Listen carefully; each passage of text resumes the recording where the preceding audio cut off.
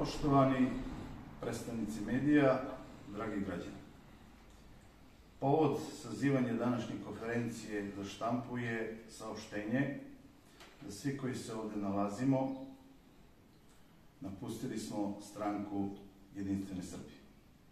O tome smo i zvanično pisanim putem dostavili neopozive ostavke u centrali stranke, to jest u Jagodini. Kao što je red, na početku bih prvo predstavio koji smo to mi i na kojim funkcijama smo bili u stranci. Ovde su dva potpredsednika stranke, od toga je jedan od same formiranje, to jest učestvovao u formiranju stranke Jedinstvene Srbije, a drugi je neposredno došao nakon formiranja stranke.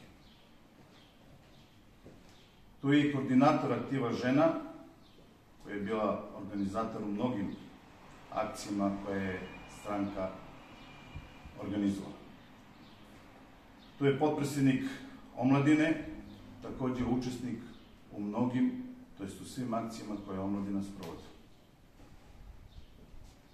Istaknuti član, kažem, alfa i omega stranke za organizaciju izbora i sve što se oko izbora nalazi, uspešan privrednik koji je u mnogim situacijama stranku pomogao u svakom pogledu. Sve ove koje sam napomenuo su iz gradskog odbora, to jest bili su u gradskom odboru Jedinstvene Srbije u Vranju. Zatim, ovde je i bivši predsednik gradskog odbora Jedinstvene Srbije u Vranjskoj banji i njen istaknuti član, kao i predsednik gradskog odbora Jedinstvene Srbije u Preševu. Iz iznetog se vidi da se radi o veoma ozbiljnim ljudima koji su bili u stranci, da kažem, u prvom ešalonu. Razlog ovakve naše odluke, koja nije donešena preko noći, već je analizirana više meseci, je samovolja jednog čoveka, a to je predsednika gradskog odbora Dejana Manića. Mi više ne želimo da budemo u njegovoj senci. Svaka stranka se zasniva, kao što znate, na demokratskim principima. Mi smo to upravo pokušavali, hteli da dođe do toga, međutim, nismo uspjeli u tome. A bilo je svega, osim demokratskog.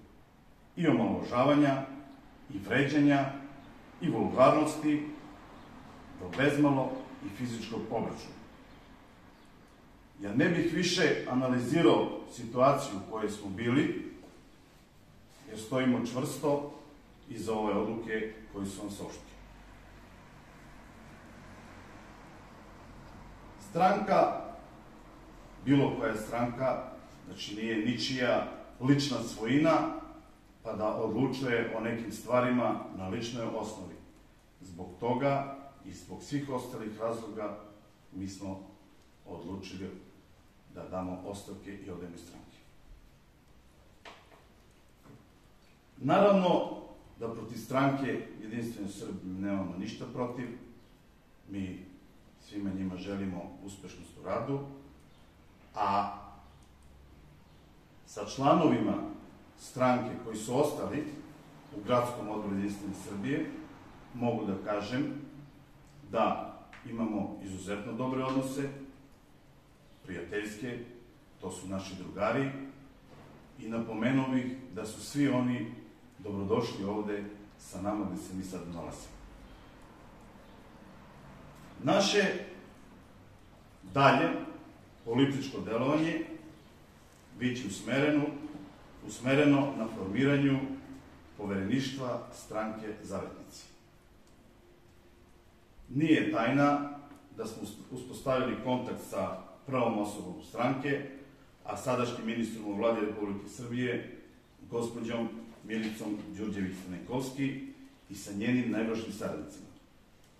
Ono što me posebno raduje prilikom susreta je da se u vrhu te stranke, u vrhu Zavetnika, u Beogradu nalaze sve mladi, uspešni, nadareni, ljudi puno ambicija, tenja, i želje i znaju šta hoće. Mogu slobodno da kažem da je naš razgovor oko daljeg političkog delovanja trajao ne više od 10 minuta. Moram da napomenem i koje su to osnovne političke orijentacije stranke Zavetnika koja je zastupa, a koja nama odgovara. To je nacionalno odgovorna politika, to je da je Kosovo i Metohija u sastavu Srbije i da je Srbija suverena i celovita država sa teritorijom koju sam napomenuo. To je da se ekonomski suverenitet Srbije svakodnevno, da se radi na suverenitetu Srbije svakodnevno i da se postigne veći i bolji standard građana i briga o srpskom selu i o poljoprivredi.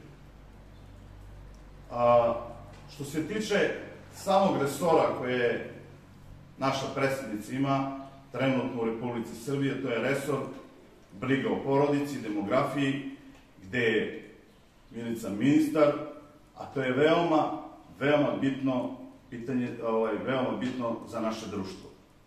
Ne mogu da ne spomenem da je u toku rasprava o finansijskoj podršci porodici sa decom, koja treba da se uvede porodični dodatak, a to je za prvo dete 500.000 dinara, za drugo dete 600.000 dinara, za treće i četvrto dete od 2 do 3 miliona. Što ćete se složiti sa mnom da je to izuzetan doprinos svim mladim ljudima i satisfakcija da svi mladi ljudi formiraju porodice, da formiraju decu i na taj način osnovnu ćeliju ovog društva u Srbiji povećamo na viši nivo, jer sami znate da nam je to veliki problem.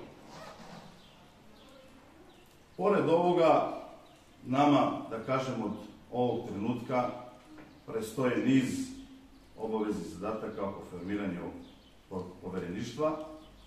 U sklopu toga jedna od naših aktivnosti biće usmerena i prema razgovoru sa vladajućom strankom ovde kod nas u Vranju, znači sa Srpskom naprednom strankom. Mi se iskreno nadamo da ćemo pronaći sporazum, odnosno da ćemo imati razumevanje od strane Srpske napredne stranke i čelnika koji vode stranku ovde u Vranju i da ćemo moći sa njima da nađemo zajednički jezik kako bi uspešno delovali u Skupštinu, a naravno i u grad Vranje. Naravno i sa drugim strankama želimo da imamo fer i korektan odnos. Da li iz vladajuće stranke ili iz opozicije. Jednostavno, mi ćemo imati svoj program, imat ćemo svoj plan, nećemo dati na sebe, ali poštovat ćemo i ceniti drugi.